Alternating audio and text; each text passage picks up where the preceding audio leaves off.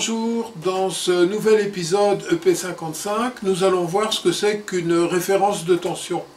En fait, nous allons en avoir besoin pour créer un circuit de référence pour un comparateur. Alors, il faut bien se mettre d'accord que la référence de tension, ce n'est pas un régulateur de tension. On a eu l'occasion dans EP09 d'étudier les régulateurs. On verra ici qu'on va créer un circuit de référence pour notre comparateur. Alors les applications, en direct, ce sera pour notre onduleur, on va mesurer la tension de batterie. Et en fonction de la tension qu'on va mesurer, on aura deux alarmes.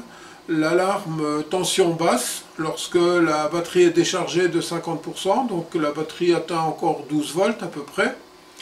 Et l'alarme shutdown, où on va couper le convertisseur lorsque la batterie sera encore chargée à 40%. Donc c'est aux alentours de 11,8 volts. Il faut savoir qu'une batterie parfaitement chargée, alors je parle bien d'une batterie plomb-gel, je ne parle pas des lithium-ion, c'est entre 13 et 13,2 volts. Donc en fait cette vidéo va être un gros rappel en fait de ce qu'on a vu précédemment. Donc EP02 on avait vu le pont diviseur, on va s'en servir. EP09 le régulateur de tension, on va aussi s'en servir et on va voir la différence avec la référence de tension. Le comparateur dans EP10, on va aussi s'en servir. Et les portes logiques dans EP42, on va s'en servir pour faire un verrouillage. Donc vous voyez, cette petite vidéo sera en gros une mise en application de pas mal de choses qu'on a vues précédemment. Alors en attendant vos questions et vos commentaires, et j'espère qu'il y aura des réactions de votre part, je vous souhaite une bonne vidéo. Alors, première question, qu'est-ce qu'une référence de tension? Eh bien, on pourrait comparer la référence de tension à une super diode zonaire, mais avec beaucoup plus de précision et de stabilité. Elle va se câbler d'ailleurs comme une diode zonaire, en inverse. La différence notable, c'est qu'on a une troisième électrode qu'on appelle la référence. Alors, la plupart des références de tension sont des références fixes, mais dans le cas du TL431, on a la possibilité de faire varier la tension, qu'on pourrait dire zonaire, donc la tension de sortie. Alors pour ça, on va jouer sur le pont diviseur R1, R2, et on a la formule, la tension de sortie, c'est égal à 1 plus R1 sur R2, que multiplie la tension de référence, donc au milieu de notre pont diviseur. Alors, on a une tension d'entrée, une résistance série qui va permettre de limiter le courant qui va passer dans notre référence de tension. Il faut savoir que pour que le système soit stable, aussi bien vis-à-vis de la température que des variations de tension d'entrée, le courant qui traverse notre référence de tension doit être égal ou supérieur à 1 mA. Et dans le cas du TL431, il doit être au maximum de 100 mA. Alors, la tension maximum donc, de notre système sera de 36 volts si on utilise le TL431. Alors, si on fait une rapide comparaison entre un régulateur de tension tel qu'on a pu l'étudier, par exemple, dans la vidéo qui parle des alimentations stabilisées, si on fait la comparaison avec une référence de tension, la première chose, c'est que tout d'abord, le régulateur, lui, il est prévu pour tirer du courant derrière, donc c'est prévu pour faire une alimentation stabilisée, par exemple, alors que la référence, va vous permettre de tirer un très faible courant. On va l'utiliser justement comme référence pour un comparateur, par exemple. Alors, pour info, la stabilité des régulateurs de tension, par exemple, ici j'ai pris le 7815, est de l'ordre de plus ou moins 5%. Alors que la stabilité, dans le cas du 431, sera de 2%, 431A sera de 1%, et il existe une version B qui est à 0,5%. Alors dans le cas de notre application, j'ai choisi le boîtier TO92, donc ça ressemble un peu à un petit transistor, et vous avez ici le pinout de notre référence. Alors pour la première expérience, on va utiliser donc le schéma qu'on vient de voir ici. On aura une tension d'entrée de plus 15 volts et on a fixé à travers le pont diviseur une tension de sortie de 12 volts. Alors l'expérience va consister à faire varier la tension d'entrée et voir jusque dans quelle limite la tension de sortie va rester stable. Voyons ça pratiquement sur le circuit. Voilà notre petit setup de travail. Donc on a la référence, on a la résistance de 1K qui est en série avec la tension d'entrée, le pont diviseur composé du pot de 50K et de la résistance de 10K. Et maintenant on va faire varier la tension d'entrée pour voir la stabilité de la tension de sortie. Voilà, alors à droite on a la tension d'entrée, 15 volts, et à gauche on a la tension de sortie, 12 volts. Je vais d'abord diminuer la tension d'entrée, pour voir à partir de quelle tension la tension de sortie va se modifier.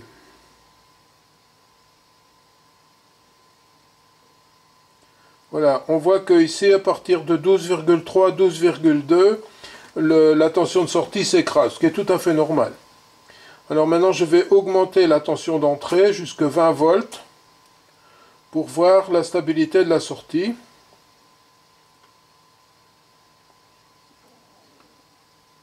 Voilà, et on voit qu'à 20 volts, on a toujours nos 12 volts à la sortie.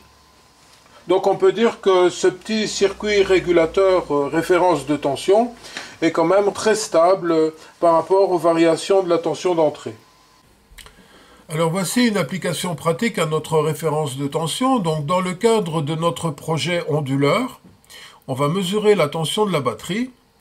Et si cette tension batterie descend en dessous d'une consigne qu'on aura fixée, eh bien, on va envoyer au premier étage du convertisseur une information lui demandant de se couper, donc ce qu'on appelle un shutdown. Alors, comment ça marche? Eh bien, on a donc l'entrée 24 volts de la batterie qui va alimenter un régulateur 7815. À la sortie, on a donc 15 volts qui, à travers une résistance série de 1 kΩ, va alimenter notre circuit de référence de tension. Cette référence, on l'aura réglée aux alentours de 12 volts et on l'entre dans un comparateur LM311 à l'entrée moins, donc à la pin 3. L'autre entrée du comparateur, la pin 2, on va y mesurer la tension batterie à travers un pont diviseur composé de deux résistances de 10K, dont une est ajustable. Ça nous permettra ainsi de régler le seuil de basculement de notre comparateur.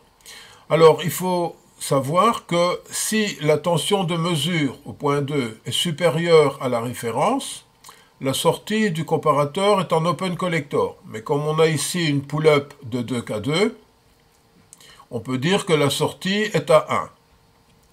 Si maintenant la tension mesurée au niveau de la batterie passe en dessous du seuil de la référence, la sortie du comparateur va passer à 0.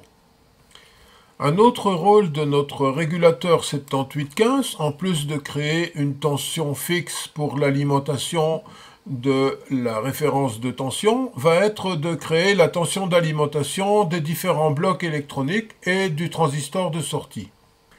Maintenant que nous avons un signal 1 ou 0 à la sortie de notre comparateur, le 0 qui va servir de commande au shutdown de notre premier étage, on va devoir le mémoriser. Pourquoi?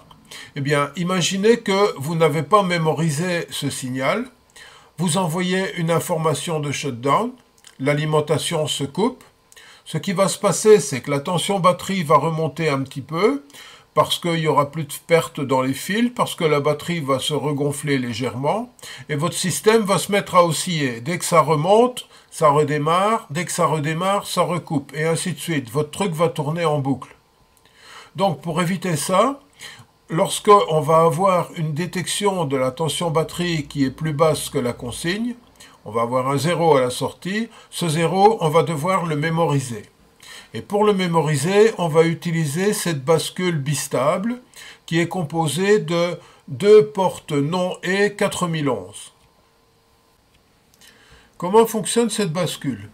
À la mise sous tension, lorsqu'on va démarrer le circuit, le petit condensateur qui est là va amener un 0 sur la pin 6 du 4011, ce qui va nous donner à sa sortie un 1.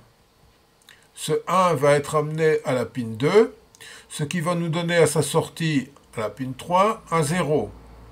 On ramène donc à la pin 5 un 0 et on a bien verrouillé notre 1. On a 2 zéros à l'entrée de la bascule, il reste un 1. Donc ça veut dire qu'à la sortie de la bascule, lorsque la tension batterie est supérieure à la référence, on a un 1, plus 15 volts. Ça veut dire qu'avec un plus 15 volts ici, on va saturer le transistor, et donc la sortie shutdown est à 0. Si jamais on a une tension batterie qui descend en dessous de la référence, le comparateur va basculer et on va avoir un 0 à l'entrée 1 du 4011. Ce 0 va se transformer en 1 puisque c'est une porte inverseuse. Le 1, on le retrouve à la pin 5 qui va se transformer en 0 puisque c'est une porte inverseuse. Et donc on va avoir un 0 volt, pour commander le transistor. Ça veut dire que le transistor maintenant va se bloquer. Si le transistor se bloque, la sortie va pouvoir passer à 1 à travers la résistance d'un K. Et en même temps va éclairer la petite LED. Alors il faut savoir que la pin shutdown de notre convertisseur est active à 1. C'est-à-dire que si l'entrée shutdown CRIC dépasse 1,2 volts, le convertisseur se coupe. Quelques précisions complémentaires, on a la capa de 2,2 micros ici, qui va servir à imposer un 1 à l'entrée de la bascule pendant le temps d'initialisation du 311 lorsqu'on va mettre le circuit sous tension, pour éviter donc d'avoir la sortie qui est dans un état instable qui pourrait faire basculer notre système. D'autre part, je vous ai mis ici les pinotes du TL431, donc voilà comment ça se branche. C'est vu de dessus, donc lorsque vous regardez le petit transistor par au-dessus. Pareil pour le 8050, donc le transistor de sortie. Et alors je vous ai mis aussi les différentes entrées non utilisées du 4011, je les mets à la masse pour éviter son oscillation, et ça c'est la tension d'alimentation du 4011. Voilà le setup qu'on va utiliser pour notre expérience suivante. Donc, bien entendu, on a d'abord le circuit qui est alimenté par l'alimentation 24 volts. Alors, cette alimentation, bien entendu, elle alimente le premier étage du notre convertisseur et en même temps, elle alimente le petit circuit qu'on va tester. Alors, sur le scope, on a 4 signaux qui sont actifs. Le premier, le jaune, ça va être la référence, qui est là. Ensuite, le bleu, ce sera la mesure du 24 volts. Et le rose, ce sera la sortie qui va commander le shutdown de notre premier étage. Et alors, une quatrième trace, ce sera à travers le probe différentiel, la sortie de premier étage. Voyons ça sur le scope. Alors sur le scope, qu'est-ce qu'on voit? Tout d'abord, la trace en jaune, c'est la tension de référence, donc qui est réglée à peu près à 12 volts. La trace en bleu, c'est la mesure du 24 volts à travers le pont diviseur. On voit que le 24 volts est supérieur à la tension de référence, donc la sortie de notre circuit est à 0 et ne commande pas le shutdown. Et d'ailleurs, pour preuve, on voit que le premier étage oscille. Maintenant, si on diminue la tension batterie de manière à la faire passer sous le seuil de la référence, voilà, on voit que la sortie de notre circuit est passée à 6 volts et donc envoie l'ordre de shutdown au convertisseur, au premier étage. Et pour preuve, le premier étage a arrêté d'osciller. Si on remonte la tension batterie par-dessus la référence, on voit que notre convertisseur ne redémarre pas. Pour redémarrer, on a besoin de couper la tension, la remettre, et le convertisseur redémarre. Voilà, j'espère que vous en savez un peu plus à propos des références de tension. Alors, comme je vous l'ai dit, la grande différence entre un régulateur de tension et une référence, c'est le courant qu'on peut tirer sur l'installation. Un régulateur va être destiné à fabriquer une alimentation, par exemple, alors que la référence, eh bien, va justement servir de référence à un comparateur, à une alim, ce genre de choses. Il faut aussi savoir que la référence de tension est beaucoup plus précise et beaucoup plus stable que le régulateur. C'est la raison pour laquelle on l'utilise. Alors dans la prochaine vidéo, on verra ensemble la mise en boîte de notre convertisseur. Donc j'ai enfin reçu le boîtier. On va pouvoir installer tous ces éléments ainsi que les ventilateurs, etc. dans un boîtier. On verra aussi dans une vidéo suivante le câblage définitif de ce petit circuit de mesure. Je vous ai dit en réalité il y en aura deux. Donc il y a celui-là qui va commander le shutdown, mais il y en aura un autre avec une consigne qui sera légèrement supérieure et qui va donner une alarme en disant attention, la tension batterie commence à être relativement basse, il faudra la recharger. Alors en attendant que je lise vos commentaires et vos questions, eh bien j'espère que j'aurai des commentaires et je vous souhaite bonne réussite dans vos projets et à bientôt pour une autre aventure.